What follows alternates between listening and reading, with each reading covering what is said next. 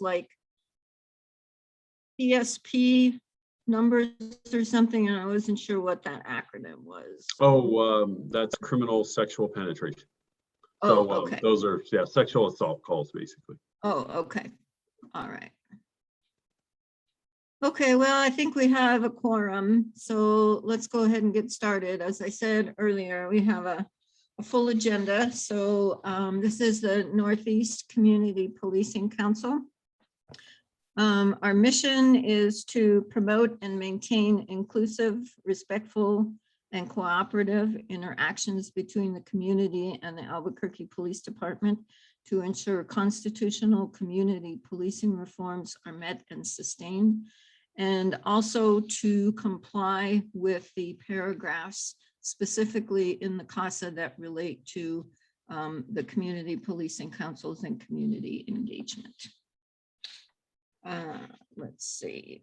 So I'd like to just do a quick introduction of the council members. I will just go with who is on my tile that I see first, and that is Dina.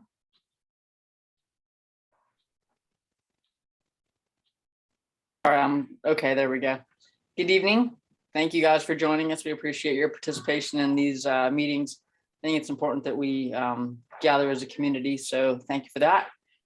Dina Soto, I've been on the council for a couple of years now, and glad to have the opportunity to serve. All right, Francine. Hi, everyone. Thanks for being here tonight. My name is Francine Lopez. I've been a member of the Northeast Community Policing Council for 9 months. I work for a nonprofit organization, and I'm a student at the University of New Mexico studying sociology and communication. And I am committed to creating trust between the Albuquerque Police Department and our community, as well as making our communities a more sustainable and safe place to live. Thanks.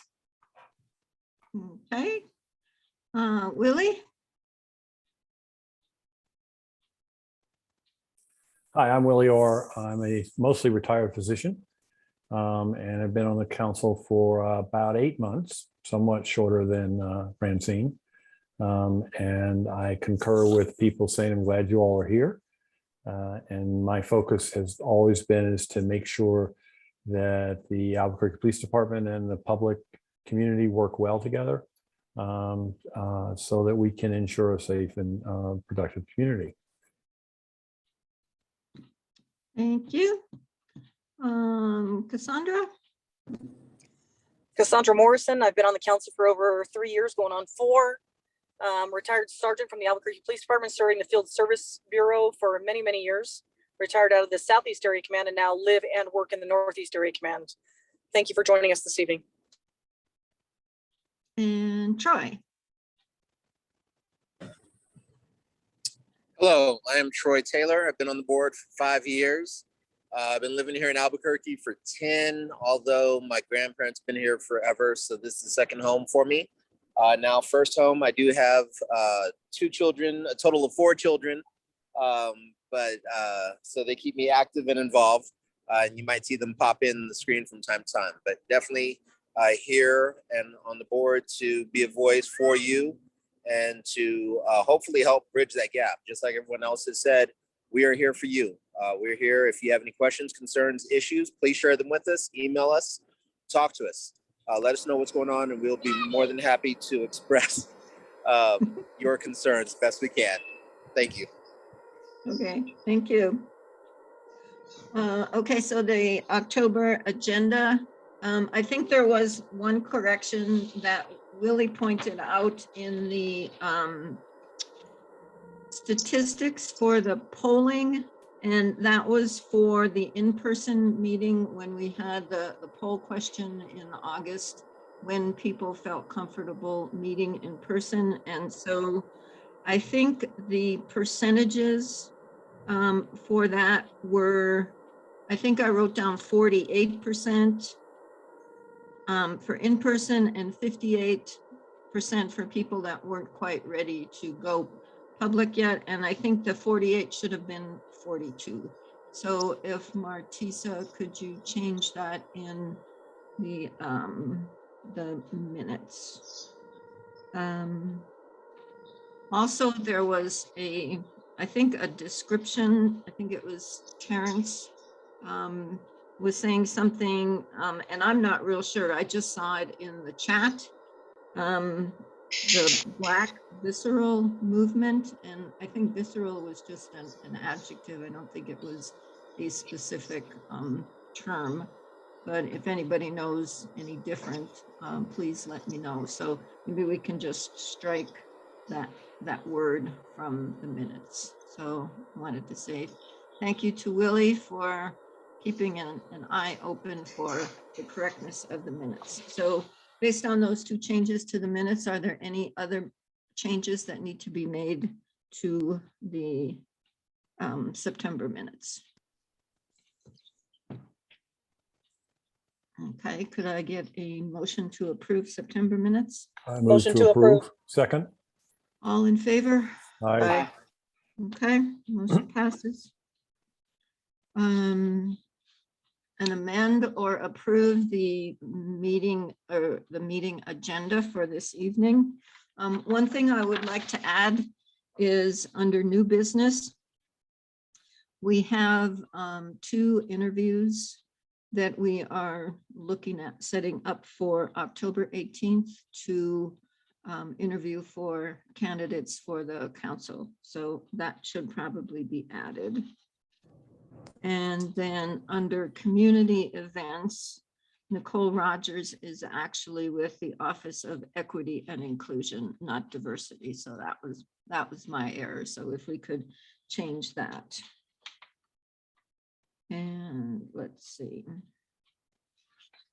I think that's everything that I have for changes to the agenda. Does anyone else have any other changes? Okay, can I get an approval for the October agenda? Motion to approve. All in Second favor? motion. Second. Aye. Aye. Okay. Agenda. Okay, so this evening we have 2 individuals going to give us a brief description of some community events that are going to be happening, I think in November and starting this month through early of next year. And so Nicole Rogers is with the Office of Equity and Inclusion, and she is organizing block parties around Albuquerque. And so we've asked her to speak a little bit about those and how the CPCs can be engaged in that. So Nicole, welcome and thank you for being here this evening. We appreciate it. Hi, thank you. Thank you, Vicki. Thank you, everybody, for having me. I'm excited to share what we're working on. We have had 2 successful community block parties so far. And really, this is a crime reduction strategy. It is something that I learned about through my conversations with Angel Garcia here, just talking about different things that we can do that really could dispatch resources to the community and meeting the community right where they are and bringing the resources to them. And so it's disguised as a block party, but really it's about dispatching resources directly to our community. And we didn't just pick kind of, frivolously where we wanted to go. We actually used social vulnerability index data. We also used APD data and some data that Angel shared with us as well, and really just pinpointed areas in the most need right now. And so our first event was at Trumbull, the Trumbull neighborhood. And just this past Saturday, we were at Mesa Verde. And so it's been a really great way to dispatch resources and for a way for our CPCs from across the city to really talk to community members about how they could join, how they can take a more active role in their neighborhood. And it's really become a dialogue about how to take back your communities and your neighborhoods. And so it's been really, really great. We have food, we have fun. Parks and Recs brings out a bunch of stuff for kids. We also have, just various resources out. We have emergency rental assistance. We had free cell phones through Assurance Wireless. We were set and things that food boxes even, we're starting to be adding those things to our programming, depending on the neighborhood that we're going on, and really trying to tailor the resources directly to the community. And so in the chat, I'll put our link to our website where you could get the flyers. And we're doing this all the way from October to February, because it only works when we're continuously in the community. Currently, we are in the International District in November. We're going to be moving to places like Tower Park, Alamosa Community Center, West Mesa Community Center, Westgate. In December, we're going to be in like Johnny Tapia Community Center, Dennis Chavez, Barelas, West Side Community Center. So we're moving around all around the city, dispatching resources to the neighborhoods in the most need. And so we would love to see you out. Kelly is out running a table. We see, I think Mike's out there with him, just really sharing information about the CPCs. We're excited that the Violence Intervention Program is out there. Our new Albuquerque Community Safety Department is out there. And it's really great because they are able to start to get to know the community, so that as they're getting dispatched out, people will be familiar with them as well, which has been really great to see, really them interacting with the community and sharing with the community a third option, which I know Mariela will talk all about. But we're really excited to see how the community is just so excited about that. And so it's really a time for us in the city. It's a cross collaboration between a lot of city departments and county. Commissioner Adrienne Barboa is sponsoring some of these for us. So we're really it's all hands on deck. And so we'd love to see you out there at the table and talking to community. And we're really also gathering feedback about what people want in their neighborhoods. And really, it's all where the theme that we're hearing is we want to take back our parks. We want to feel safe letting our kids go to the park and play. And how can we as a community take back our parks? And so we're there to help the community do that. And so we're giving feedback to departments like Parks and Rec, so they can make more stops at some of these parks, APD to increase patrolling. At one park, we heard at Trumbull specifically, they asked for more APD presence in their neighborhood. And so it was quite the opposite. They wanted us there, and it was really great to see. So we really would love to have you guys come out and be in community with us as we're dispatching resources. Yeah, I think ours is scheduled at North Domingo Baca sometime, I think in February. So, yep. And we put on our Facebook page, Francine is our social media guru, and she has put out basically the flyer on our Facebook page of all of the different events. So it's out there if anybody's interested in attending any other of the parties around the city, or just the one at North Domingo Baca. Everyone is welcome, everyone's invited. So yes, and we love help planning, because by February we're going to be really good at this. By February it's going to be really big. You guys are lucky. That's like towards the end, and we're working out all the kinks and things like that. It's going to be big. Right. Okay. Well, thank you, Nicole. Thanks so much for being here tonight. Thank you. Thank you so much. Sure. So I see that a couple of our council members have joined. So Richard and Kenneth, could you introduce yourselves really quickly? Just say hello. I am Kenneth Armijo. I'm a resident in the Northeast Heights in Albuquerque. I'm originally from Belen. Also a scientist at Sandia National Labs, and happy to be a part of the CPC, trying to bridge a gap between be a bridge for the APD in the community. Thanks. Hi, I'm Rick Lujan. I've been with the Northeast Heights CPC for about 4 months now, coming about 5. Been a great experience, learning a lot. I'm a principal technologist at Sandia Laboratories. I am a computer automation specialist. So hopefully we will join together and do real good work. Okay, thank you. Next we have Angel Garcia, and Angel is wearing a few hats here lately, it seems. He has recently joined the Southeast Community Policing Council, and he is also a member of the city's violence intervention program. And he's here to talk tonight about LULAC, the League of United Latin American Citizens, and some of the events that they're having in November. So Angel, thank you for joining us tonight. Welcome. Thank you, Vicki. Thank you, Northeast CPC, for allowing me to announce these two endeavors we're currently working on. As Vicki mentioned, yeah, I wear several hats throughout the week, and so I'm the social services manager for the Violence Intervention Program, member of the Southeast CPC. But today I'm here in the capacity as a member of LULAC Council 8057, who, by the way, we're always recruiting new members, and you do not have to be Hispanic to be a member. So 2 of the projects we're currently working on is a Thanksgiving food drive.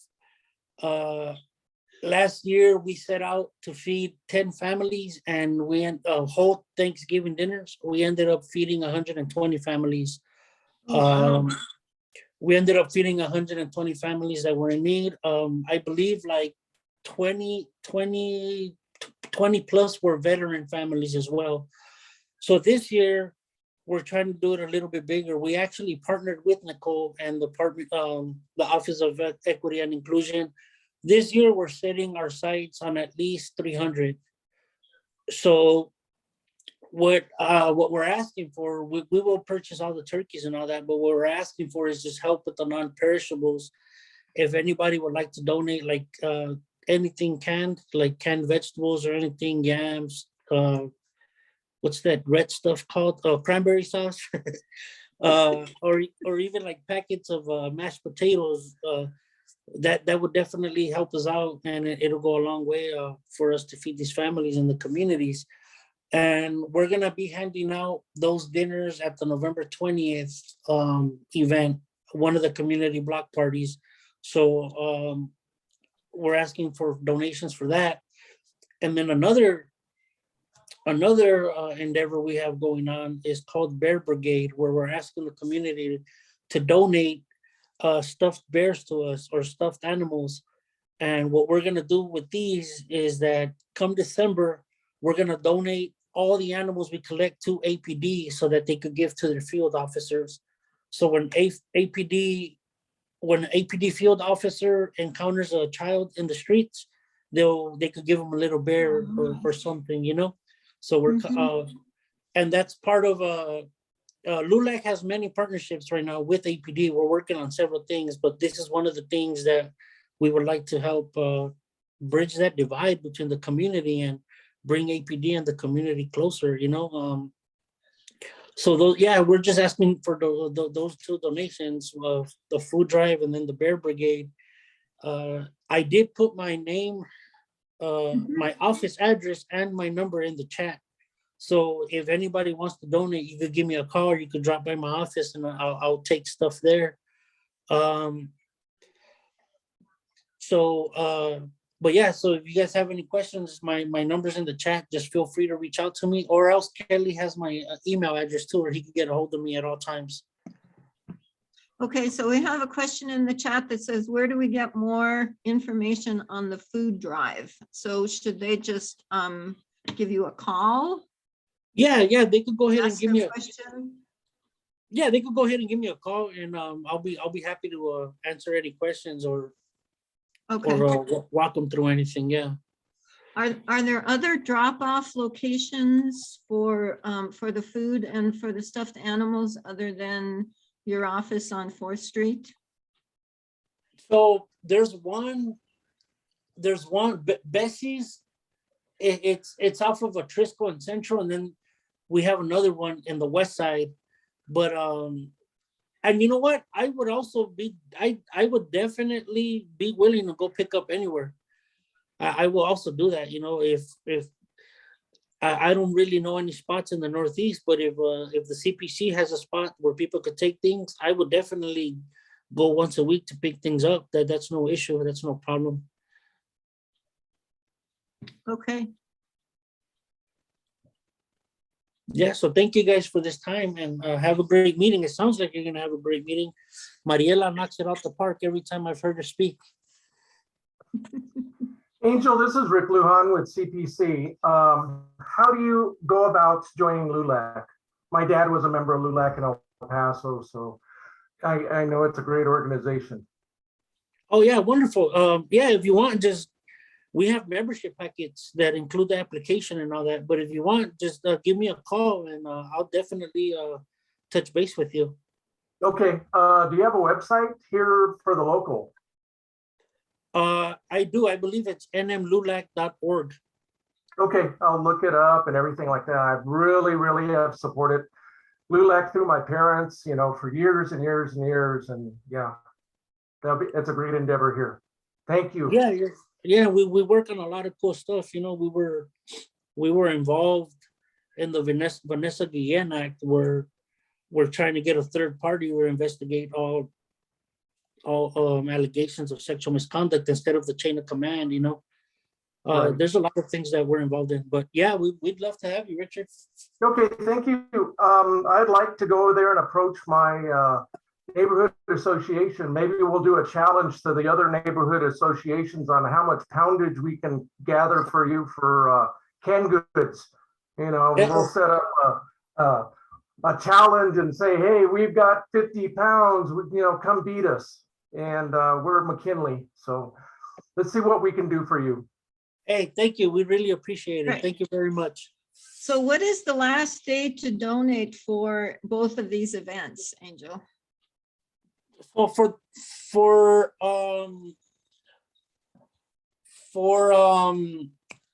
Thanksgiving, I believe we'll stop receiving donations on November 15th. That way we could put all the boxes together so we could give them out on the 20th.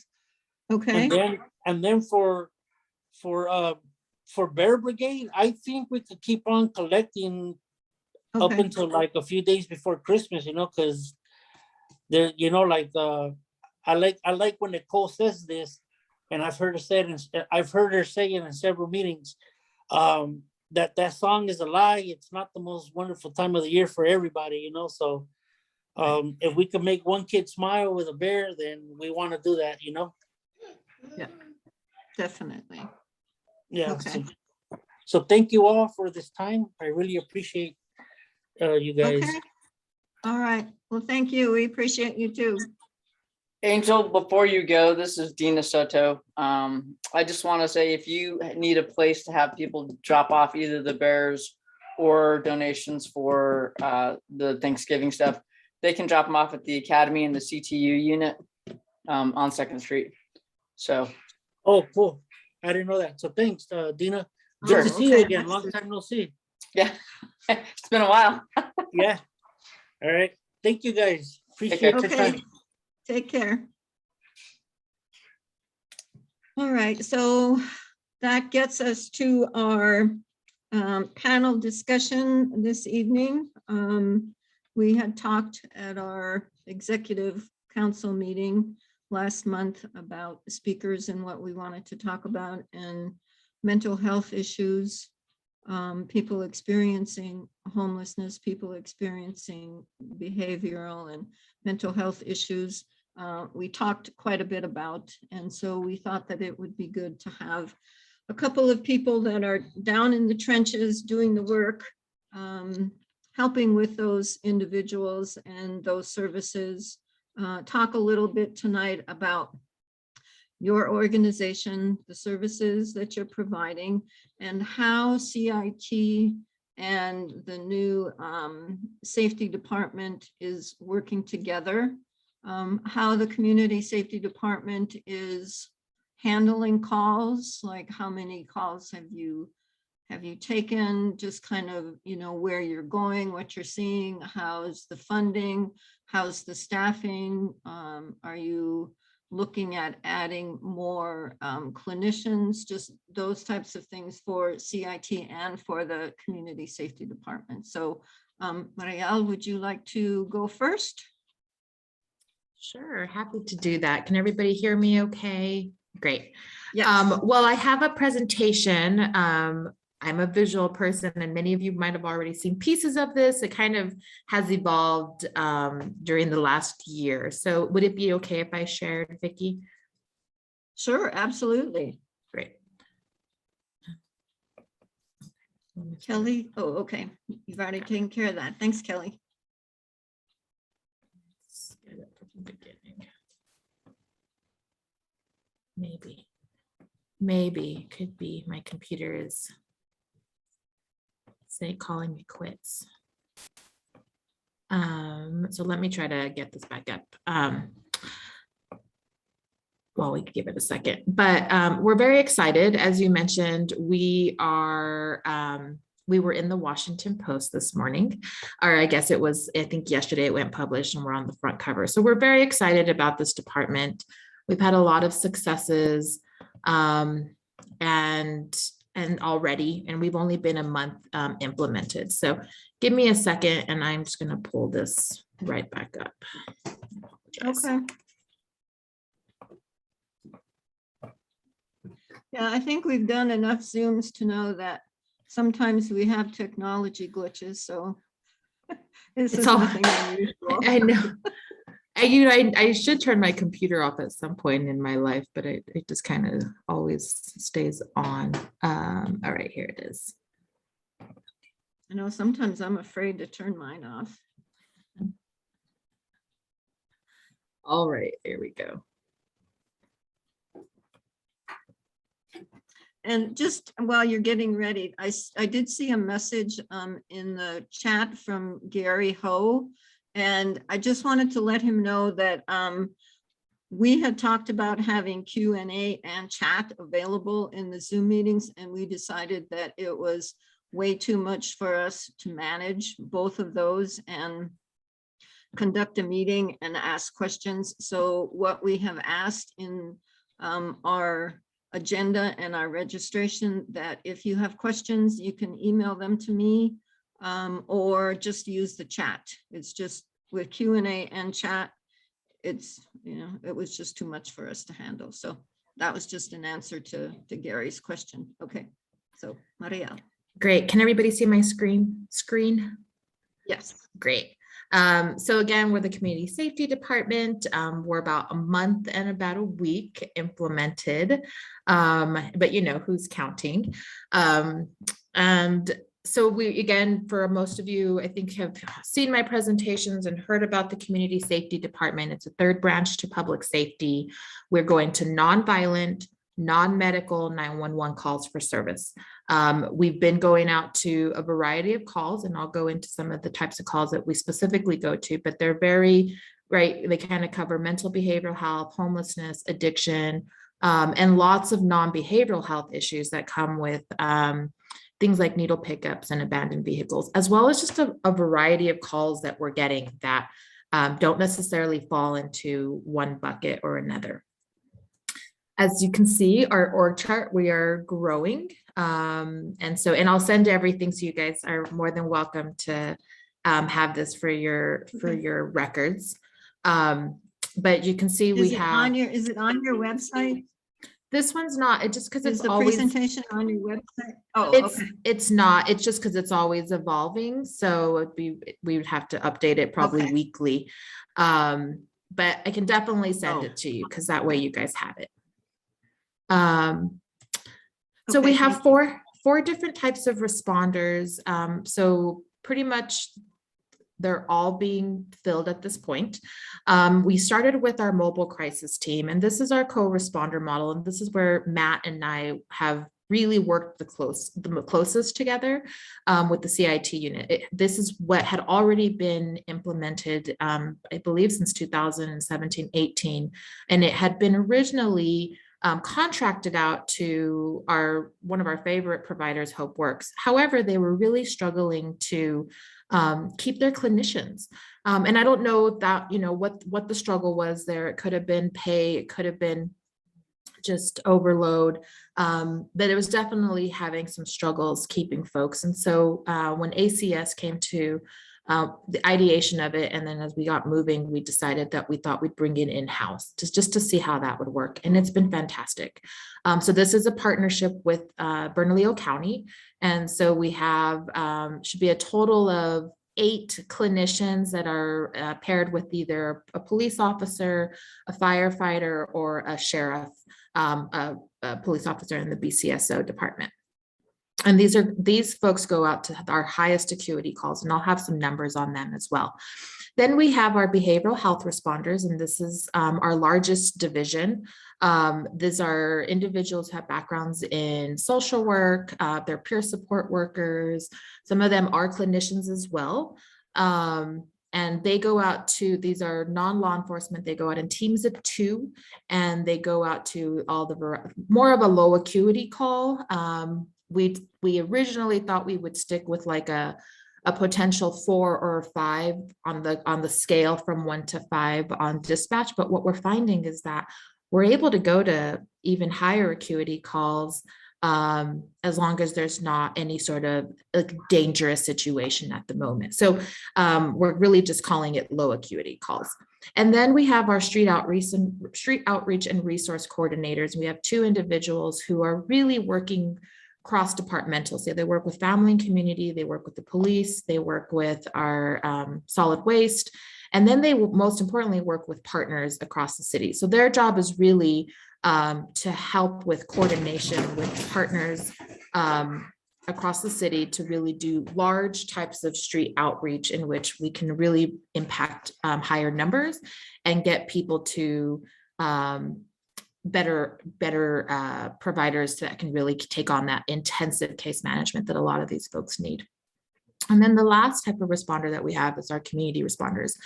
Originally, we had, we're playing with the name, but we decided to kind of stick with community responders. And these are folks that don't necessarily have a background in behavioral health and don't necessarily have a background in safety. They're folks that really, similar to our DMD individuals, that have, right, it's really about the model and about the going out and working with community. And so these are folks that we really felt could go out to the calls like abandoned vehicles, minor injury accidents where it wouldn't necessarily require. So you guys know what I'm talking about when you're on the road and you're like, I wish somebody would just come here so that we can move this vehicle, because what they're really waiting for is a police officer to come get the report so that they can get their reported to their insurance. And so we're working on figuring out how do we even help PD in some of those cases, because those take time and they take a lot of energy for police to go out to those calls. So we're working on some of those things. And then we'll all be able to also go out to things like needle pickups and community events, just like we've been going out to block parties. So Mariela, are the community, excuse me, are the community responders, are they paid individuals or are they volunteers? Everyone's paid individuals full-time. Our community responders actually just became, we were able to classify these and have them unionized.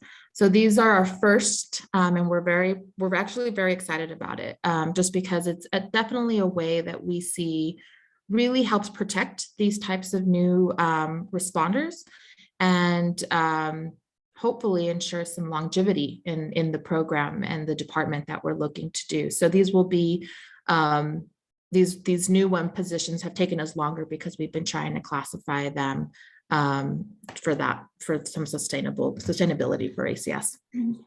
Okay, so we do have a comment in the chat from Willie. He's saying, please review the acuity level ratings. So what are acuity level ratings? So I should be not careful, but so in our dispatch system, the system that we use is on a scale from 1 to 5. And please, anybody on police here that probably could speak more. I just know for our system itself, it's that 1 to 5. 1 being the most dangerous, the most immediate, the most right, need somebody on there soon. 5 being the lowest. And so originally we had looked at doing the 4s and the 5s, and what we were finding is that we've been sent out to 2s and 3s as well, based on the requirements that we meet to take those type of calls. Right, okay, so that's kind of like the dispatch numbering system, the acuity level of the type of call. So I think we just recently changed from like 1 to 3 to 1 to 5, and Erica Wilson kind of redid Yep. that whole. So that's basically what we're talking about is Yes, calls coming in for service and yeah. categorizing those from 1 to 5. Yep. Okay, thank That's you. exactly it. Thank you. So just quickly, just some of our trainings that we work on and that we've been doing. It feels like a lot, but it's what we feel makes the most sense for our responders. I'll highlight the big ones that we find the most important is our crisis intervention training. That's a 40 hours a week, and it has it's the same providers that PD has used in the past as well, except they've redone the curriculum a little bit to kind of make it a little more behavioral health centered, right, for people who have backgrounds in this. So that's been really fantastic. And then we also do a good amount of hours. We try to do at least 4 to 5 hours of vicarious trauma, self-compassion, self-care, resiliency, and just like compassion fatigue. We know that these types of jobs, the turnover is probably sometimes, at max 2 years. And what we don't want to do is burn people out. So a big thing that we're already putting into our culture is how to make sure you set good boundaries. How do you make sure that you reflect after a tough situation? How do we pull people from the field if they have a situation in which, right, might have been really intense. So we really are trying to practice that self-care and making sure people are okay, because these are tough jobs. So we have a question. What are the hours that these people work? Are you a 24/7 operation? Can you give us an idea of when these individuals are available? Sure. So that kind of, let me get to I kind of have it in my next slide and I'll get to it. Oh, okay. Sure. So just a quick, how we work, our process is, so if you need to get a hold of ACS, we have really 2 to 3 major ways. The first way is if you are in an emergency, you should call 911. So we definitely are promoting, right? Even for those who I know are very nervous about calling it, we still urge folks to call 911. You can't necessarily say, I'd like to have somebody from ACS go out, but you can say, this is a situation in which I do think that it would require somebody with a behavioral health background, or at least somebody who understands that. And that way they can also potentially send out an ECIT officer, right? If we don't have an ACS responder. So it's really about helping to coach community that like we have multiple options. So once you call 911, what happens is they qualify, right? Erica's team qualifies the call to then say, okay, this is a good fit for ACS. And then what it does is it sends that call to the fire department. So we have 2 different dispatch systems, and then they then just pretty much send it to ACS. They have a little more capacity at the fire department to be kind of right, to make sure that the ACS responder can get out there and they kind of follow the call. So that's how that process works. I think people are always really interested, like, how does this get dispatched? So it goes through 2 different models. And then similarly, which is not on here, but 311 will also connect you to ACS. But again, we try really hard to understand the difference between an emergency. If this is like someone's living in the back of my alley and it's like a regular thing, totally a 311 type of call, right? Because they'll probably be there in the morning and we can go out there and help with that situation. But if this is like someone's trying to break into my house and I think they have a mental illness, 911 would be your call. Because then we could also send out our mobile crisis team, right? Which would be a great type of call as well. Okay. So some of the calls that we're taking similarly, and this will go into the next piece around our hours.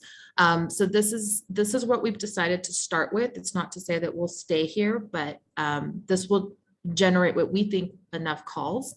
And we'll start filling that gap. So we do take calls around suicide, disturbances, again, abandoned vehicles, needles, and for our 311, we get a lot of unsheltered individuals. But we think this will easily generate about 3,000 to 3,500 calls if we just took the low priority calls, right? So that doesn't even include other types of calls that we're getting at this point. So we wanted to start small and kind of get our feet wet, but this has been a very manageable amount of calls. So we're really looking to see, how else can we build capacity? And I think there's a second piece to this, which Erica and I and the fire department's dispatch team are working on, which is really helping to educate and train our dispatchers, right? A big piece that I think a lot of them struggle with sometimes is really like that one, they're already exhausted because a lot of them work 18-hour shifts sometimes. So when you're having to think about doing critical thinking after a 16-hour shift can be really difficult. And so, deciding on whether this is a call for police or ACS, sometimes you just get into the habit, and we want to make sure that we allow for supervisors who are overseeing this from a dispatch level to really help jump in to say, does this really require a police, right? And let's talk about that. So we've been working through different models. Lots of places across the nation actually put a behavioral health responder at their dispatch centers to really help with that critical thinking, right? And so we've been discussing ways that we can do that education on the spot. So lastly, we are at the end of our timeline. I just realized it today as I was giving a different presentation that we are in October. So this is our final phase 3 rollout, and then we'll have an entire new FY22 timeline, 23 timeline. And so we are projecting to be 24/7 by the end of the year. We have hired a little over half of our responders and our entire team as a whole, and we still think that we'll hit that full amount by the end of the year. As you can imagine, the city's HR process can be difficult. So trying to get folks onboarded quickly is about 6 to 8 weeks is what it normally takes to get people in through the city. So one of our biggest challenges, and the mayor admits it too, and he talks about hiring another 100 people. So we're definitely having conversations with HR about how do we do that next year, if that's the route we decide to go. So these are more up-to-date numbers. I think we had some at AMRAC that were a little off. So again, I'll send this to everybody. But you can see here, we're about close to finishing hiring our tier 1s for our behavioral health responders, and then our community responder position just posted this weekend. So we'll be hiring those individuals, and then we have one supervisor that additional supervisor we're looking for. So we're almost there. We're very close. And then we've also had to hire a couple additional individuals just for things that we didn't anticipate that we would need, like a data analyst and a policy analyst that are really important to making sure that we stay on track with this department. So if you know anybody, please let us know.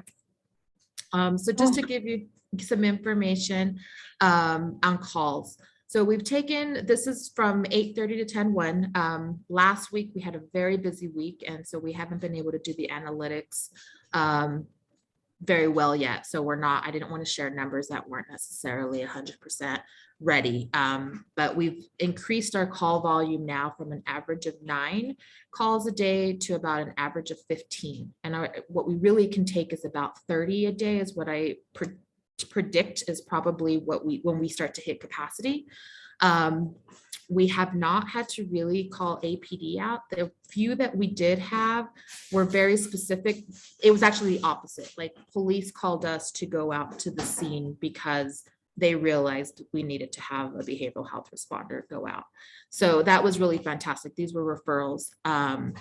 And in fire, these are a lot of our down and out calls in which we find folks who absolutely need medical care. And so we've called the fire department to come out. But really, we haven't had to transport we haven't done any jail transports, and we've only had to do one hospital transport. The rest have all been like us personally, the rest have all been providers. And so we've been really, really in a great place right now. As you can see out of the calls that we took, most of them are being resources that were offered. Some refused services, which we know happens. And then the 39, which I find to be interesting, are calls, what we see all the time, right? And PD can attest.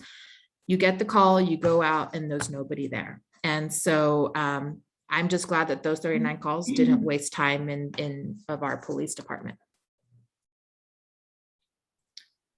So the last couple slides, and then I'm happy to answer the additional questions. And I also want to have Matt talk a little bit because he's really been involved with ACS. So you can see in this slide what the types of calls that types of resources we're referring to, which have been really great. And luckily, a lot of our responders come from the providers that we work with. So many of them make that phone call to their coworkers and say, hey, we found Mr. Smith. We've been looking for him for the last 5 weeks. So we're going to take him over. So it's been a really seamless effort. And then again, this is the last one, then I'll be quiet. But as you can see here, we are citywide. We thought we would maybe start with a small quadrant and small district, but we decided that we wanted to see what it would look like if we just did the entire city. So we are collecting data for different districts. As you can see here, our call number, our call taking and how long it's taking us has been really great. So we have a rule with the fire department that we want to be able to get to calls within a 10 to 15 minute time frame. Depending on the severity of the call, it might wait a little bit longer, but a lot of times if it's at a high level, we'll get out there right away. And then on average, it's only taken us about 22 minutes to clear a scene. So we're in a really great place where, I think, did my PowerPoint disappear? Sorry. We're great. We're in a really great place. So we're really not holding calls, and calls that we are seeing, it's been fantastic. So as you can see here, we do have self-dispatch. So in some cases, you can see early on, we've done where we were going out, self-dispatching ourselves, right? Going to situations. We see a lot of activity in certain patches of the city, as you can imagine. Bus stops tend to generate a lot of interesting activity, but you can see as we've gotten more through the process, through the month, we're seeing more calls. So the self-dispatch has not necessarily had to be used as often. So, and then MCT, there's some information there, but I'll kind of I'll start letting Matt talk, and then I'll send this and you guys can ask additional questions. Thank you. Okay, so there are a couple of questions in the chat. Let me, well, my chat just disappeared. Oh, okay, I see where it is. So let me see here. There was something about any updates on APD's social dispatch initiative and how it would interface with ACS.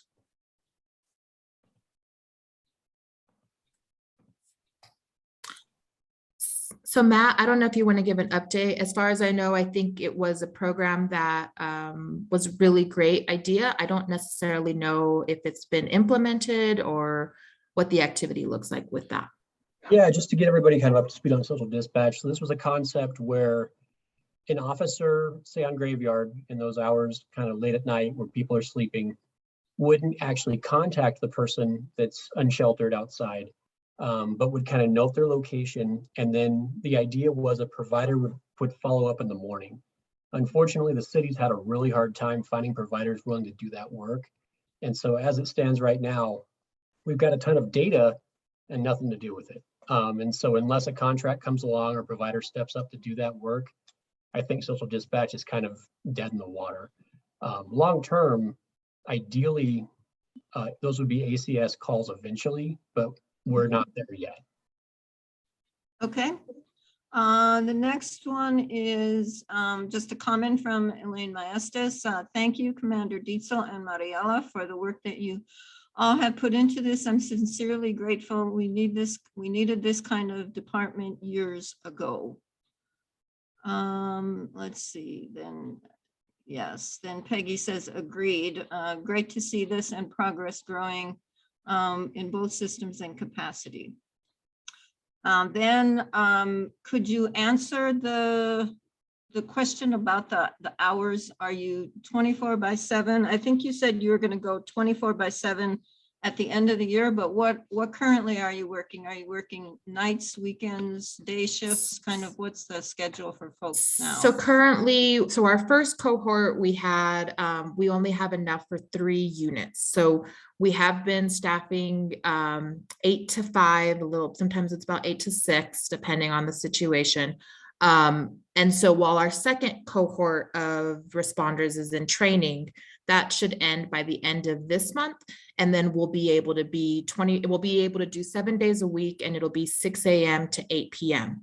Once we get our community responders, that 4th division that we just put up, that will then allow us to be that 24/7 that we've been wanting to be. So we think we should be there by the end of this calendar year.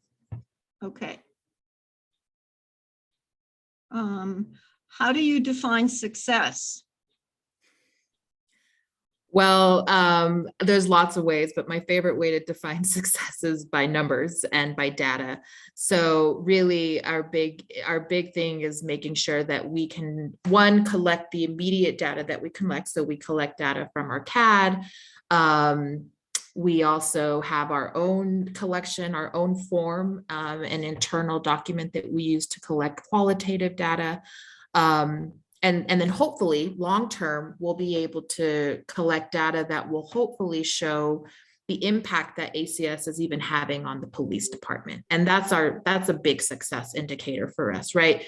Can we truly see that in a year, our police numbers, right, are they able to go out to calls faster? Are they able to, right? Are we seeing them having to handle these kind of small petty crimes or these small kind of behavioral health issues less often? That then gives them more space and time to even be more community centered, right? That they now have time to actually be more involved, even though a lot of them are already involved. So I think those are indicators we're looking for long-term. Additionally, I think we also want to eventually do an evaluation is what we're getting at. And we still think we're a little too new, but a big piece is wanting to figure out, is community responsive to ACS? Like, is there a difference, right, in how people feel when they get an ACS responder versus a police? And so those are going to be some interesting success indicators that we hope will be beneficial for all of us. So those are what I like to see as success. And then there's always success stories. And those are my favorite. And that's that qualitative, right? When you walk away from a situation in which you know that you prevented somebody from having to go to the hospital and deal with an entire other situation, or when you were able to help a family, right, find their daughter who had been living in an abandoned, vehicle. So there's definitely some other types of successes that we like to measure. Okay, well, thank you so much. Let's see, I think that's everything that's in the chat. So Matt, would you like to talk a little bit about CIT and what's going on there and how you're interacting with the new department? Sure. Thanks for having me, everybody. I have a quick PowerPoint I'm going to blow through real fast if I could, just talking about the units so that we're all kind of on the same page. If I could just share screen real quick. Thank you very much. All right, I'll go through this real fast. So the Crisis Intervention Division, that's my contact info on there, and I'll get this to you guys as well. But real quick, I just want to go through what our mission is. It's very simple. We're just trying to connect people with mental illness to an outside source that's not 911. That's basically the long and short of what we do on a daily basis. And I want to talk a little bit about training that the APD officers receive. So you heard Mariela talking about the CIT training. These are kind of the baseline officers at APD. We train everyone in the field. And right now we're at 100% of non-probationary officers are trained. CIT nationwide is seen as an advanced class. It's not something you just pick up out of the academy and can do. There's some research that indicates that if you have some experience on these types of calls, at least kind of what these calls can look like, you perform better as an officer. So we do train everybody within about a year of them graduating from the academy. And so the next level of response are the ECIT officers.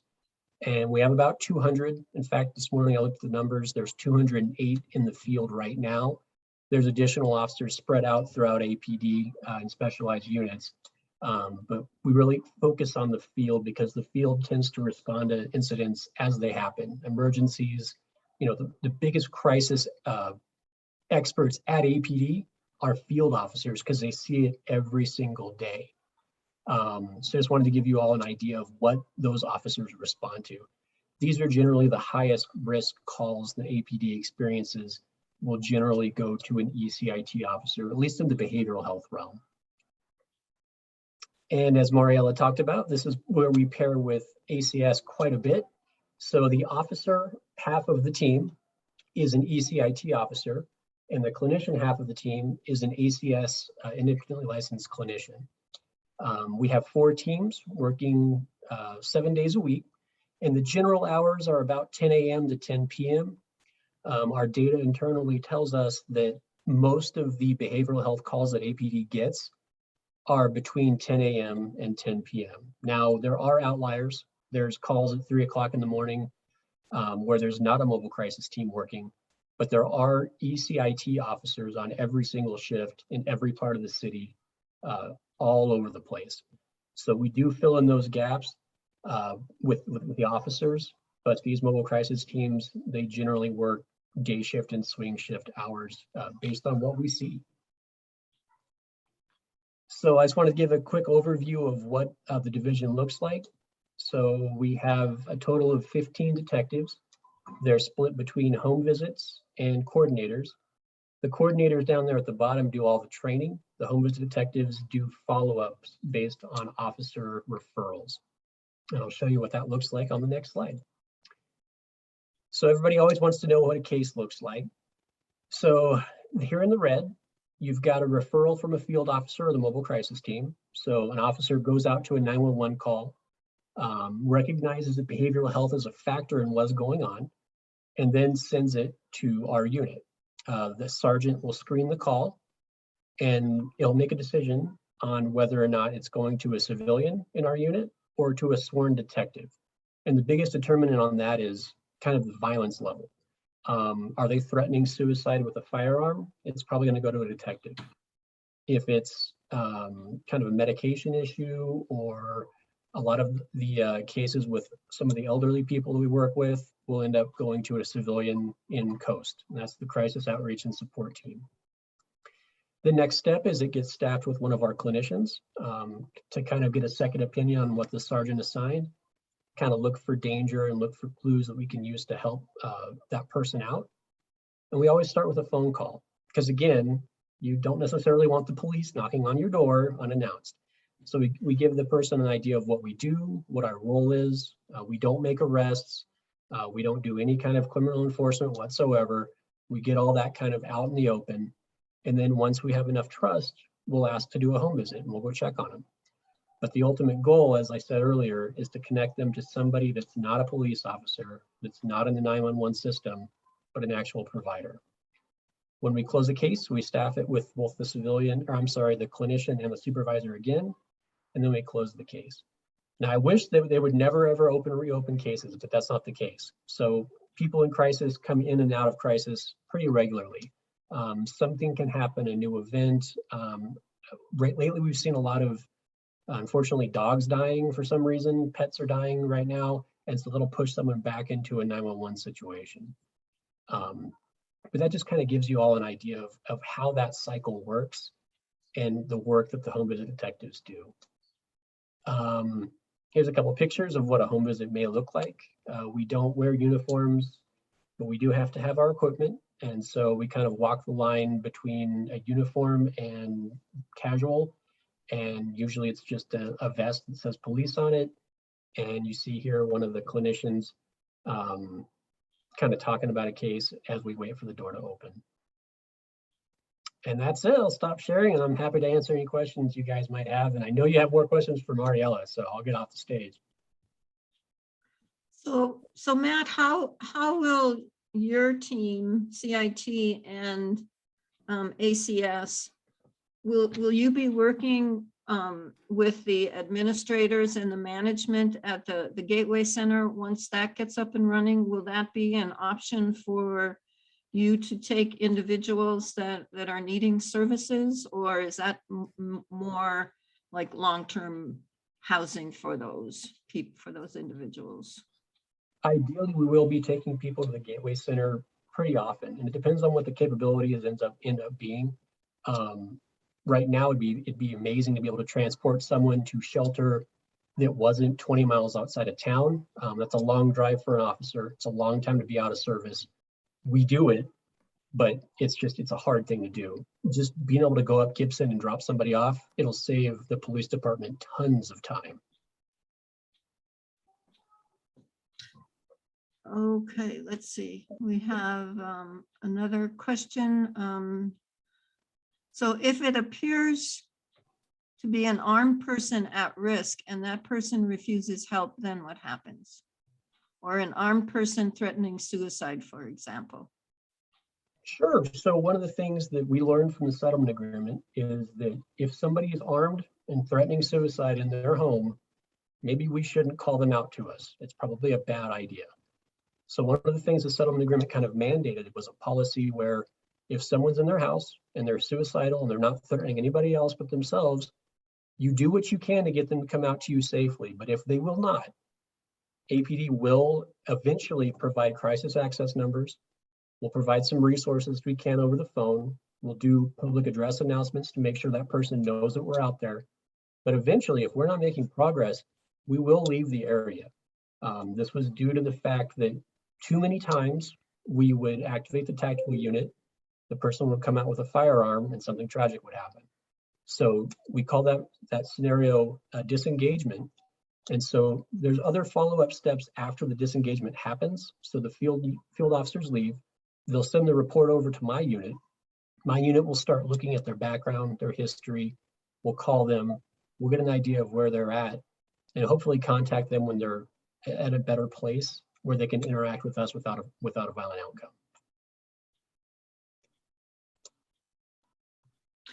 So I have kind of an off-the-wall question. So I got a phone call and an email from an individual who had an encampment that was on, I think, public property, and he was concerned about the encampment. It was very close to his house, and so I said, come to a CPC meeting, express your concerns, talk to your neighborhood association, do you have a block captain you could talk to? He didn't have any of that. He didn't want to start a neighborhood association. He didn't want to come and talk at the meeting, at our CPC meeting. And basically what he told me was, I pay my taxes and I just want somebody to come and take these people away. And so I'm wondering what I should have told this person as far as, I mean, I was just really taken aback when he said that. And, I was just writing kind of everything down, and Commander Weber and I, kind of exchanged some emails on this situation. But how do you talk with an individual when they say something like that? I think it's really important to remind people that these are human beings that have free will, they can make choices of their own. They're probably going through something that's more difficult than a lot of the things that we've all experienced on this call. I mean, we're all at home on Zoom. We've got it pretty good. And so I think it's important to remember that even with the nicest shelter in the history of shelters, there are still going to be people who elect not to use it for whatever reason. So I think it's very important that homelessness has existed for millennia. It probably always will. But we have to respect that some people are going to make a decision that doesn't make sense to us. but they're still people. Okay. Those are some good responses. Thank you for that. All right. Let's see here. Peggy, I can't wait to see the community training manual that will come from this work, where we train neighborhood association teammates, neighborhood watch folks, and concerned citizens, etc. So Peggy, thank you for that comment. So are you seeing, Commander Dietzel, an increase in calls kind of post-pandemic, during pandemic, or are you at a pretty steady number? Sure. So the mental health calls at APD actually dropped a little bit during the pandemic, which it makes sense, right? The calls were down across the board. People weren't calling as much as they were. The last 6 months, so I have January to June's numbers, and they're a little bit down compared to 2019, but not very much. So it's starting to kind of ramp back up. I do expect as ACS ramps up that some of those calls coming to APD are going to decrease. At least that's what I hope. So it's long term. Hopefully we've reached peak APD involvement with the mentally ill is what I'm hoping, especially as ACS grows. Okay. Members of the council, we had talked at our executive meeting about services and people that are experiencing homelessness. Are there any questions that you have or any concerns that you would like to voice? It's not just a comment. I appreciate the information from both of you. There's certainly, and I don't quite know, I don't have an answer, but there certainly is a huge disconnect between the public feeling hassled by homeless, having homeless people be in an abandoned house next to them and creating hassles, but not having anything that people can do about it. And so a great sense of frustration, as the case that Vicki talked about. And I think we need to have a better publicity, a better approach, so people understand they just don't get so frustrated by what are we going to do with all these homeless people that are bothering me. I appreciate your comments, Commander. I totally agree with you. But to be honest with you, when someone's experiencing the issue, it doesn't help them very much. And I said, I don't have an answer for you, but it is an issue which I think maybe we can work together to find what's an approach that will make sense to people. Kenneth, did you have a comment or a question? I guess I was just curious, as I know you guys are looking to ramp up and get to 24/7 by the end of the calendar year. Now, is there, for all the dispatchers in 911, I mean, they're getting a lot of calls and whatnot, or do they have a standardized process for deciding and making a quick decision to go to APD, to ECIT, ACS, ABC, like everything in between? Because I feel like for dispatchers, they're getting bombarded. And if there's at least some level of standardization to take out the subjectivity, it might help things a little bit. There's a process, I think, for all of those calls. However, I think there's sometimes, probably often actually, outliers, right? Like you get a situation where you're like, I mean, even the other day, someone walked into City Hall and was like, I just want to charge my taser. I did not think that was, I wouldn't have been worried had that woman approached me or had I gone out to a scene with that woman. I would say 99% of the time we go out to a call, there's always a weapon there. They just didn't necessarily see it. But for us to have some sort of standard, I think for us, we always try to go with not having weapons, right? It just allows us a little understanding of what we're walking into. But I think that we have lots of protocols and SOPs and ways to do it, but there's still sometimes, I think at least with behavioral health calls, it's a whole other gray world. And so I think, again, that's why we've seen behavioral health responders work well in our dispatch systems, because it's a gray world sometimes. So it's not always black and white. That's where I was kind of getting at, Yeah. because it is a gray world. Is there trainings for those 911 dispatchers by behavioral experts and specialists to kind of help them understand the difference? Yeah, we have been talking about some of that, and they think they already go through quite a bit of training, but I mean, in total transparency, nationwide, we're seeing not just reimagining public safety, but reimagining 911.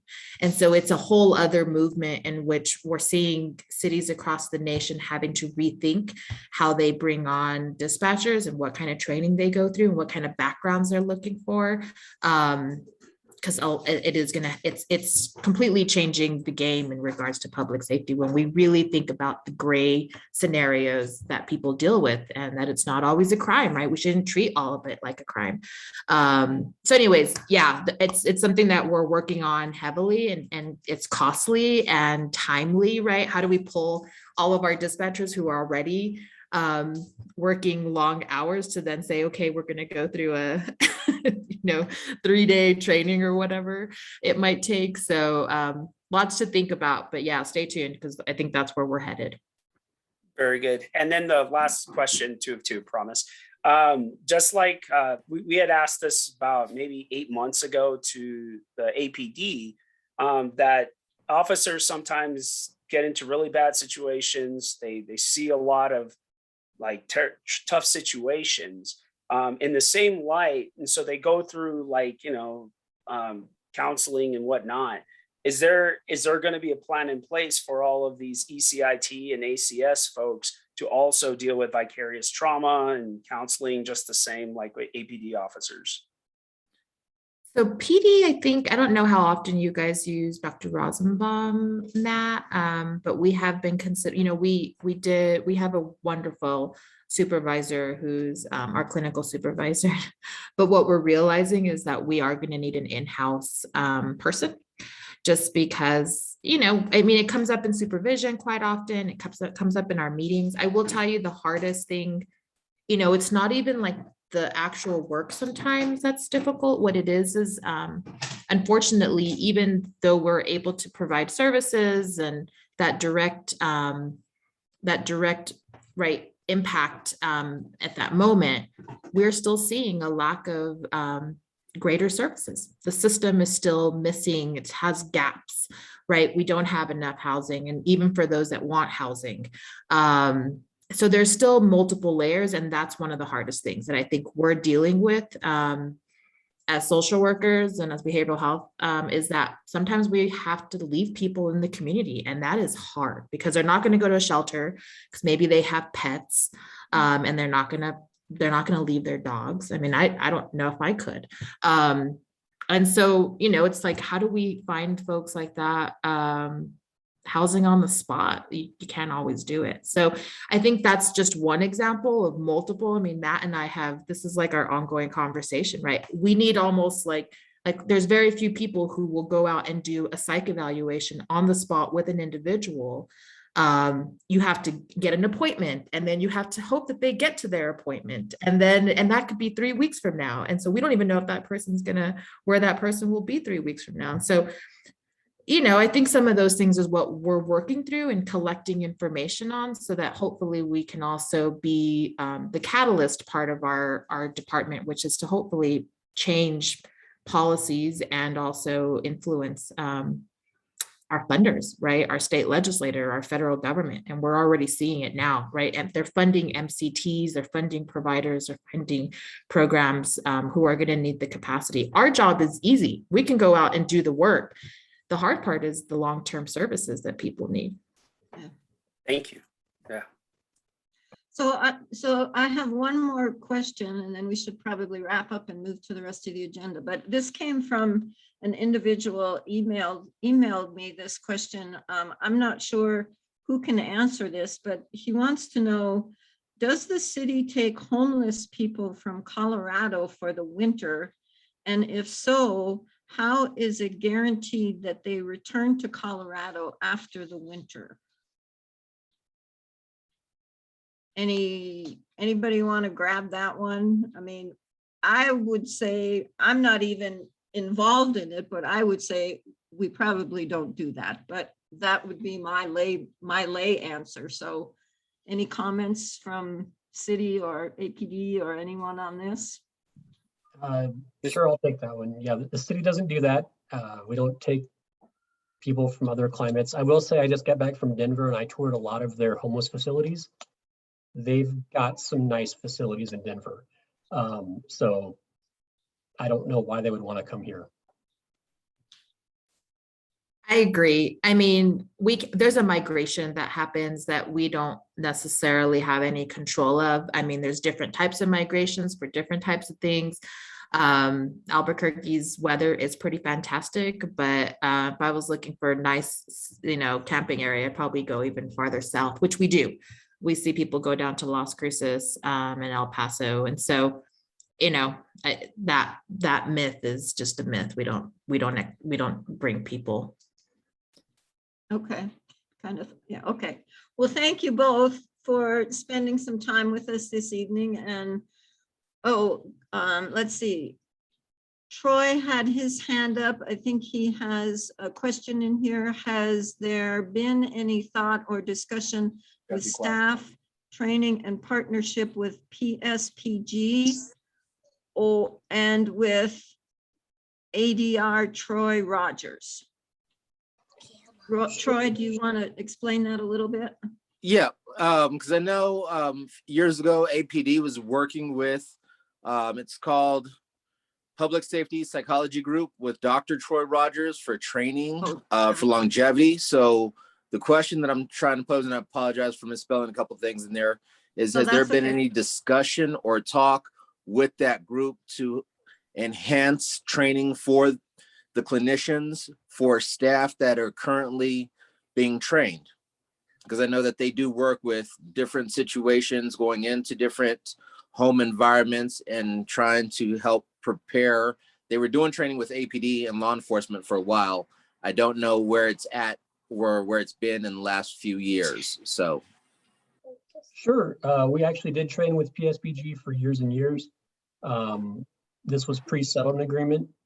And we actually brought all that training in-house, dedicated for detectives to do nothing but research and develop curriculum and develop classes. We really don't have the need to use his services right now, but we do occasionally have to use PSPG for things like some state mandated training that no one else in the state has a current curriculum for. So we did actually run a class through him within the last year. Okay. Thank you.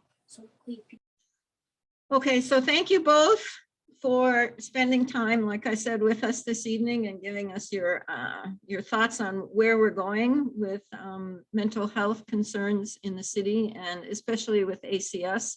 I'm really excited about it. And you have to start somewhere. And so I think you're off to a good start. And I think the goal of being 24/7 by the end of the year is fabulous. So I commend you, Mariela, and your team for getting everything going. It's a great service. Looking forward to many successes for you. And Matt, thank you so much. I attended the CIT training and I loved every minute of it. I think it was worthwhile. I learned a whole lot and I hope that continues for all APD officers. So thank you both again. You're free to stay and listen to the rest of the meeting. I know it's getting late for some people. Okay, so next on the list is the community poll results for August and September, and I will just kind of read those to you. Do you have an interest in returning to in-person meetings? 42% said no, or 58% said no, 42% said yes. When would you like to go back to in-person meetings? 25 said October, 42 said November, 33 said later than November, and these were asked in our August meeting. Our September meeting, we asked, do the crime stats that are presented tell you what you would like to know regarding crime in the Northeast Area Command? 61.5% said yes, 38.5% said no. Our next question was, on a scale from 1 to 10, 1 being the lowest, how safe do you feel in Albuquerque? 0 through 3, which would be not safe, was 15%. We had 69% with a neutral number, and 15% was on a scale from 8 to 10, saying that they felt safe. The next question was, on a scale of 1 to 10, how would you rank APD's performance in providing service to the Northeast? 15% said they were unsatisfied, 46% were neutral, and 38% said they were satisfied. So the question this evening is, and I believe Kelly has put the polling question together for us, and this should appear. So what we'd like to know is, on a scale from 1 to 10, how effective are the CPCs in building trust between APD and the community they serve? 10 being most effective. So if you could just take a second to rank us and tell us how we're doing, that would be great.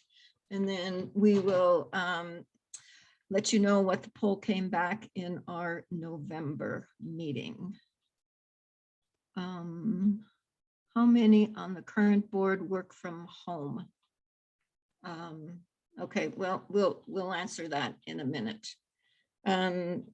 Okay, so that is our question. Next on the agenda, we do have 2 individuals that have expressed an interest in joining the Northeast Council, and we will be interviewing them on October 18th. Opportunities to meet our field officers. It's always good to know and meet our officers, get to know them, have them get to know us. And the Northeast Area Command, on their website, they are doing Cop on a Corner.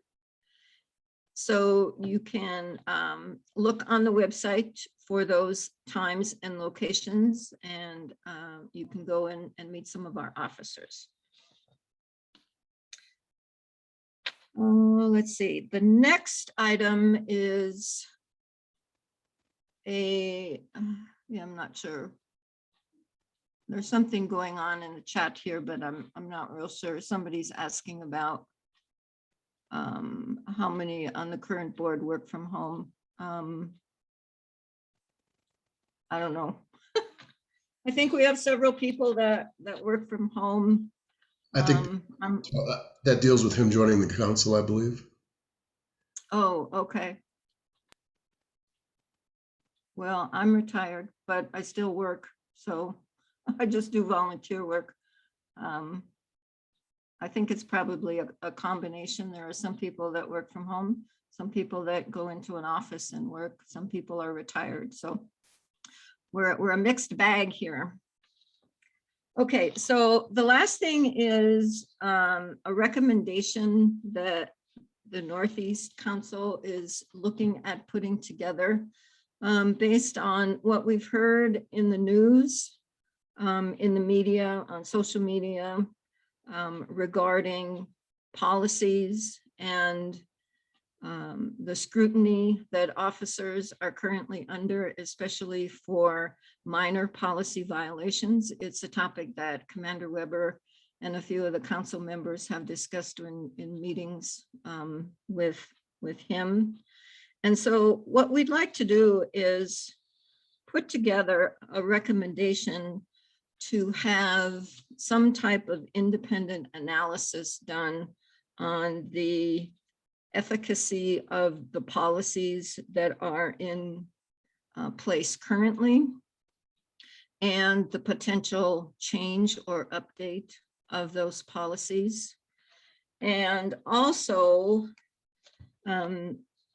we would like to ask, and I would imagine, I was looking online tonight and I think there is and Commander Weber, is there a policy person? I know there's like a chief policy advisor or something, but is there a specific like policy department that we could pose some questions to that you know of?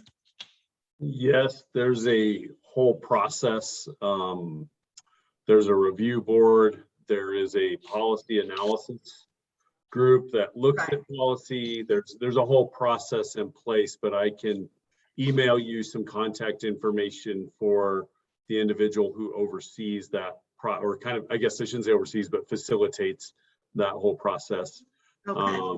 Yeah, I'm familiar with the process. You know, it goes through public comment, and then the officers are able to comment on, and then it goes to PPRB, and if it's CASA related, it goes one way and everything else. But what we're interested in is trying to figure out how people are assigned policy and how individuals that are making and writing policy, how are those individuals selected, and what are their qualifications for having experience in writing policies for people, and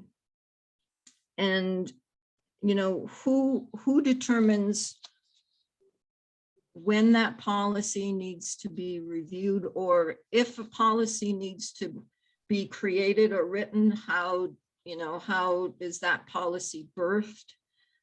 We're kind of looking at more for the kind of the inner workings of how policies get created and managed. And, you know, I mean, could I just say, hey, I think APD needs a policy on XYZ, and then it happens? Or, you know, so those kinds of questions.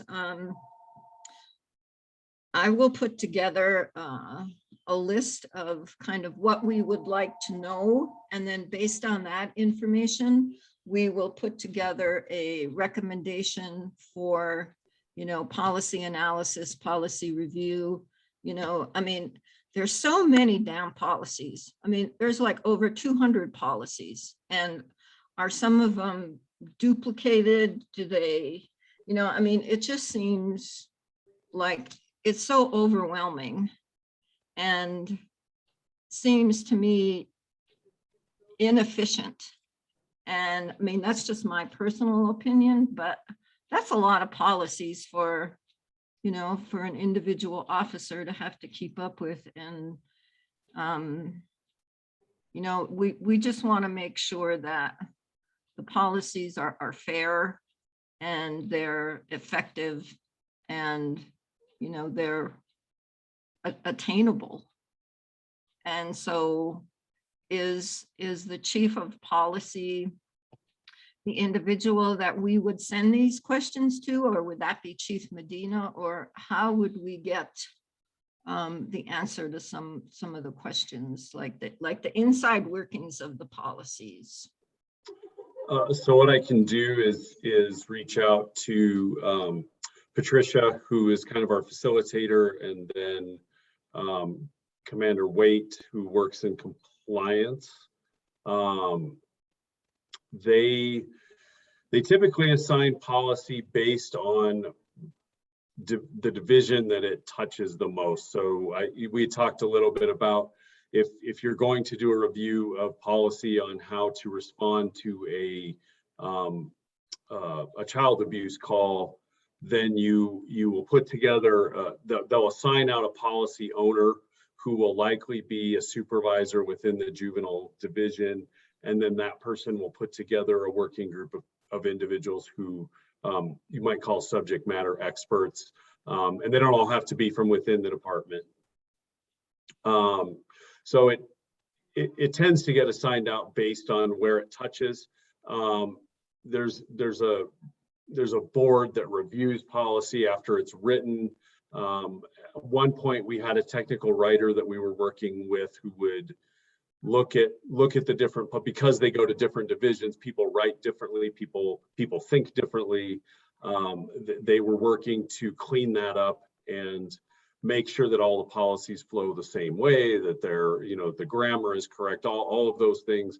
But I think maybe Commander Waite would be best suited to address some of those questions for you. So I will reach out to him. Okay. All right. So that's kind of what we're thinking of for the next recommendation. I'm not sure, based on our information, once we put all of these questions together and we get answers, we'll probably, it'll probably take us a little while to put the recommendation together. But yeah, it just seems like policies are, we're hearing a lot about policies and inefficiencies and, officers leaving because of the scrutiny on, I was, eating a burrito in my car and, does that make sense? Really what's it, the right it does. thing? I mean, I take all of those stories with a grain of salt because there's always two sides to a story, and there's always yes, absolutely. And people who know something of my history. I mean, I was a union president at one time. I mean, I do understand that perspective of it, and I also feel like I have an understanding of the management perspective, and I just know that people would frequently say, oh, they're disciplining me for X, but they're leaving out maybe a paragraph or two. They're giving you a whole summation of what happened, but they leave out a kind of a crucial paragraph that may have affected a decision that was made. And so, but I do, I really am excited. I support what you're doing. I think that having the CPC get involved with, hey, I think those are great questions. How do you create policy? Why, how do you make sure it's efficient and that everybody knows it? And are there things that we can do to make it better? Those are things from the community that I think that we need input on. So we can definitely continue with the conversation. Okay, well, hopefully we can kind of bend your ear on, how to help with the wording, or just kind of maybe run it by you, and maybe we can, take a kind of not community, but do APD and community kind of, here's what we want to look at from a policy perspective, from a community standpoint and from an APD standpoint, and work on it in that way. So, okay. Any word on a new crime prevention specialist? I'm assuming that Francesca has departed, gone to the DA's office. So any word on a new one? So we will post one and recruit for one. We actually just did interviews today to try and beef up our staff at the front desk. There have been a number of complaints that the substation's closed, and they're valid complaints. Unfortunately, I have one part-timer working at the front desk right now. We're just finishing that process, but yes, we need to replace Francesca as best we can, because I'm trying to absorb many of her functions, and it's not going quite as I would like. So having said that, I did send out the newsletter this month.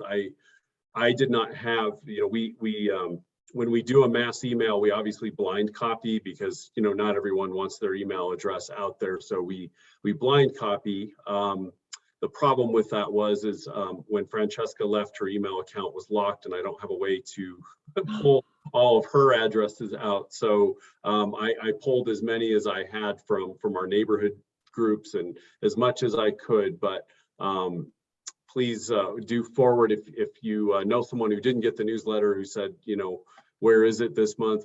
Feel free to forward it to them, and then they can email me and let me know that their name wasn't on the list.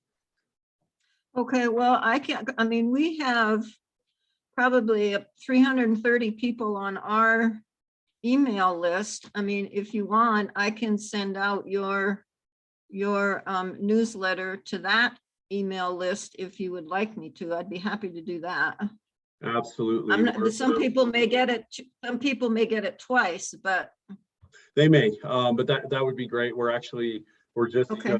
We had to come up with a whole plan for how we were going to get information out there. And I know there's ways that we can do it better. We're going to be publishing it. Actually, I'm going to talk to the libraries and so forth about actually having a copy of it on hand. So people, if they don't receive email, they still have a way to access it. So, but yes, that would be very helpful.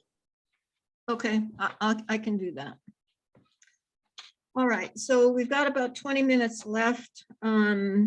I will just give that time to APD for presentations, crime reports, use of force, recruitment, whatever you would like to talk about, and then that should do it. Okay, so Sergeant Sims, I had to give him the night off. Yeah, I've overtasked him, and he needs breaks sometimes. So okay. I did send you the numbers, and so we did it a little bit differently. I know you had made a recommendation last month that you wanted to see 13 months worth of data, and the Chief's office did receive the recommendation and responded to it. And the response in a nutshell is that without the numbers being vetted, they don't feel comfortable just putting out crime statistics. But what I can do, and what we have been doing, is putting out our calls for service, and I can separate them by type. And so it gives you a bit of a flavor of what's going on, and you can compare month to month. And so for this month, what I threw together was a 3-month rolling calendar of September, August, and July.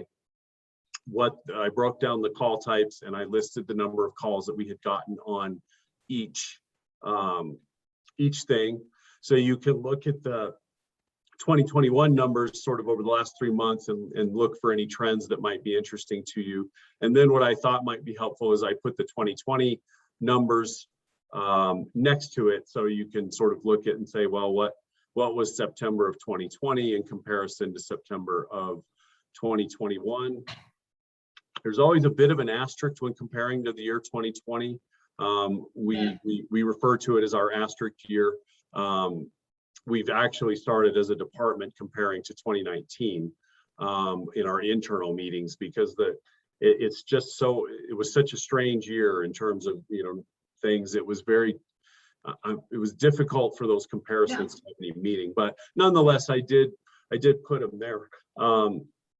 I don't know if it would be helpful for me to read them all off, so I'm kind of avoiding doing that, because I don't know that that's particularly helpful. I know Sergeant Sims tends to read off the numbers. I think what I would tell you is that just our calls for service are less than they were in 2020. Right now, they are trending less. We're averaging right around over 7,000 calls for service per month, between 7,000 and 8,000 over the last 3 months. And as we head into the winter months, those numbers generally come down as it gets colder. And right now, my big concern as your area commander is our rate of robberies, and our rate of auto thefts has really jumped in the last 3 months, where we're just really struggling to get a hold of that. So we were about 20% under the first 6 months of the year on our robberies, which was a goal that we had. And the officers worked hard, and we worked with our robbery unit, and we managed to, I think, help keep those numbers down, but they're jumping over the last 3 months. So we're trying to address that problem. But those are the two main, auto theft and robbery are the numbers that are concerning me at this point. And I don't have a problem. Excuse me, do you think do you know what you think the reason would be for the spike in those? Is it time of year, or what's your thought? I do think with more businesses having longer hours, of course, they're more susceptible to being robbed. Our robbery unit has arrested some serial offenders just in the last 3 weeks. We've put away 3 or 4 different groups of serial offenders, which is kudos to them. But when people, some of these individuals are linked to 20, 30 cases of robberies. And so when you can get those people behind bars, your numbers start to come down again. And when they're out on the street, the numbers go back up. And so it's kind of a constant battle that we face. But I had forwarded you that spreadsheet, but I don't have any issue. If you wanted to send it out to people, I mean, there's no, these are calls for service. So these are not official crime statistics. Right. You know, they're not based on police report. They're based on calls for service. So certainly if the constituency wants to see those numbers, I'm happy for that to go out. Okay. Commander Weber, this is much better. Okay, this if we can show it to flash it up on the screen, this is what I was asking for. Gives you comparisons to where we are, and I understand the data may change, but it still is trending, and so I want to thank you.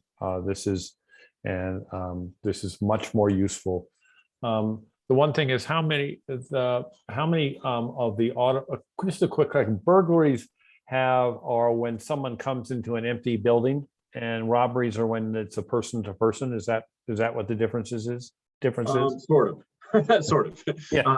A burglary is a theft from an unauthorized location. A robbery is done by force.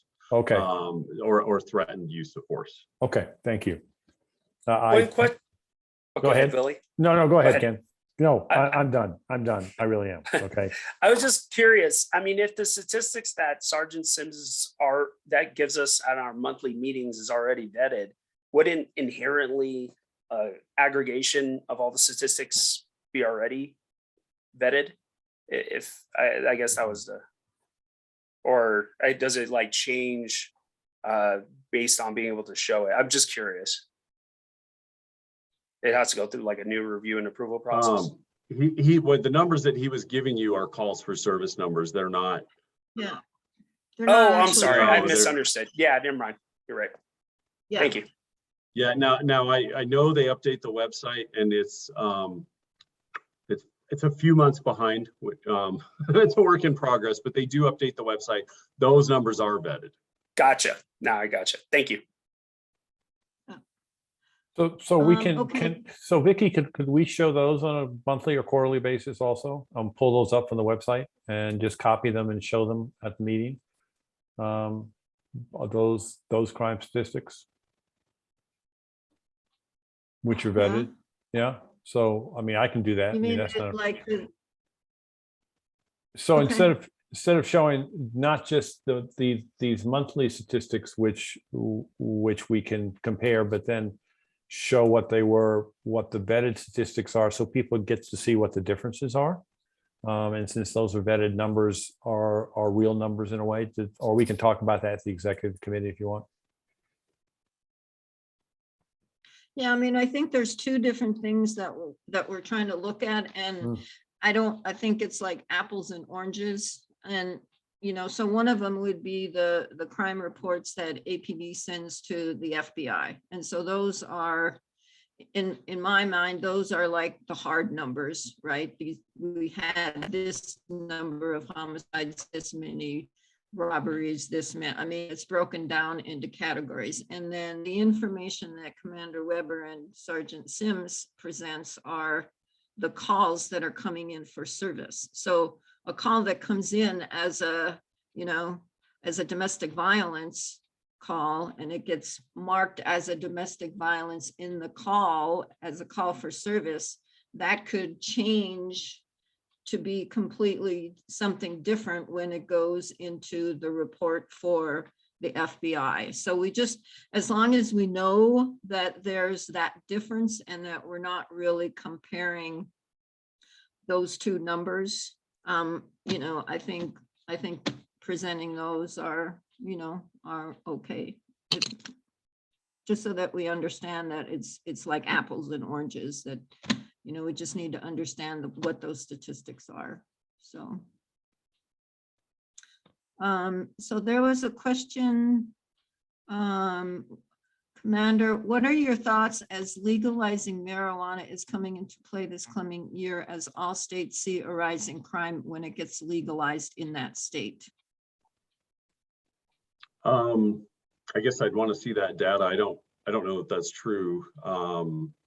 Certainly it can bring a host of problems in terms of, I know in Colorado, they were dealing with DWI type situations where people, now they're not drinking, they're smoking or they're eating something, and it's, then, they're driving while they're intoxicated, and the system isn't really set up to deal with that. We're set up to deal with drinking. we're not the way in which you have to try to make a case against somebody for driving while intoxicated on a substance like that is more difficult, and the system isn't really set up for it. So there can be some challenges, but I always steer clear of what I call public policy issues. So we're all voters.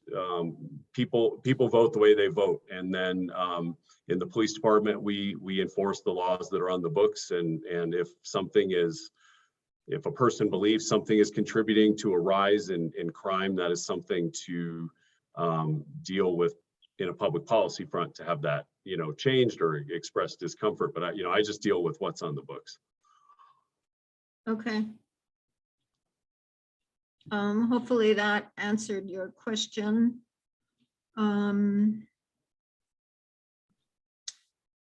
So any other questions, any other concerns that the council has? Any other attendees tonight? Are there any questions you'd like to ask the council or the commanders, or if DC Gonzalez or DC Barker have any comments? Now would be the time.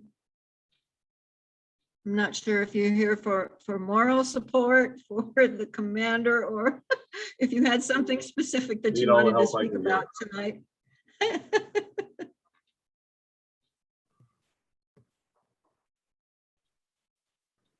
This is Cecily Barker. Can everybody hear me? Yes. Hello, Commander. Okay. I just wanted to take a moment to introduce myself. I'm the interim Deputy Chief of Investigations. I'm going to be taking over for Deputy Chief Gonzalez when he retires. I've been with the department for 18 years.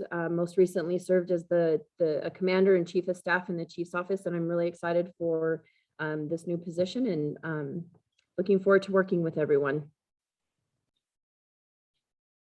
Okay, well, welcome aboard. I think, were you at the foothills? Were you in the foothills before, or where? I was in the Northwest Area Command. Oh, Northwest, that's right. I'm sorry, Northwest. That's right. okay. I remember seeing you at some of the meetings there. Mm-hmm. Yes.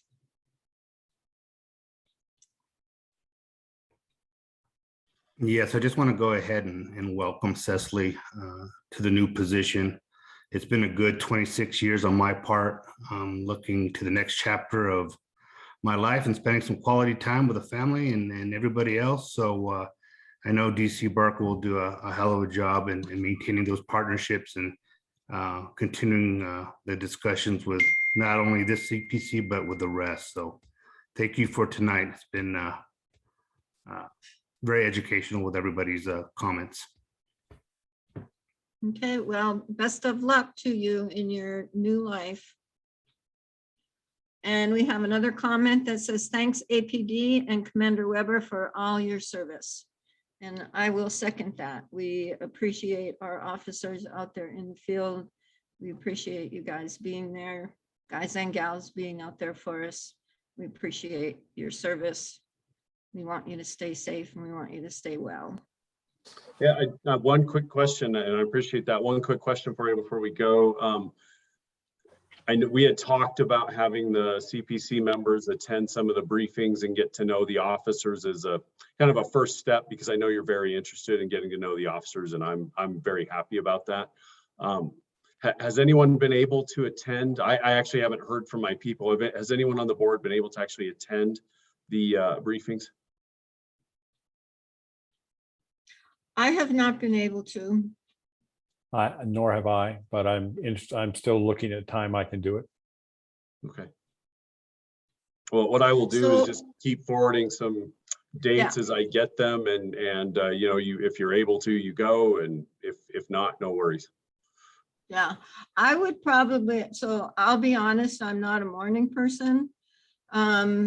So I would more than likely go to like an afternoon or even like the 10 o'clock briefings. So yeah, if you can just continue to you know, to send those or have someone, you know, do that for you. I'm sure you're, you know, swamped without Francesca, but if you could have, you know, one of your lieutenants or even your sergeants send us that information. That is one thing that we have talked about at our executive meetings multiple times, is trying to build that relationship, you know, one-on-one with the officers so that they can understand who we are and what we do, and help them to understand that we're there for them. I mean, how can we help them? They're part of our community too.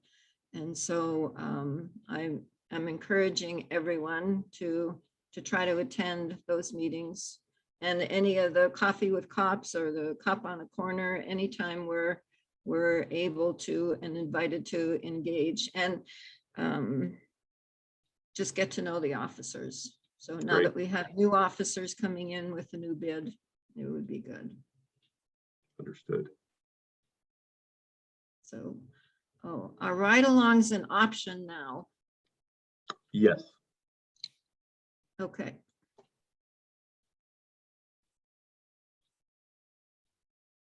Yes. So Dina, if you're interested, just reach out to me through my email and we'll get you set up. Yeah, because I think Kenneth said that he submitted his online and he never did hear anything from anybody. So I just told him to go to the station and fill out the form. Yeah, I didn't know you could ask for one online. We have a form that that you fill out. Yeah. And it's pretty simple. Okay. So yeah, so that's another good way, is to spend some time with them. I've done 4 of them and they're very educational. You really come away with an appreciation of what our officers do. So I would encourage ride-alongs.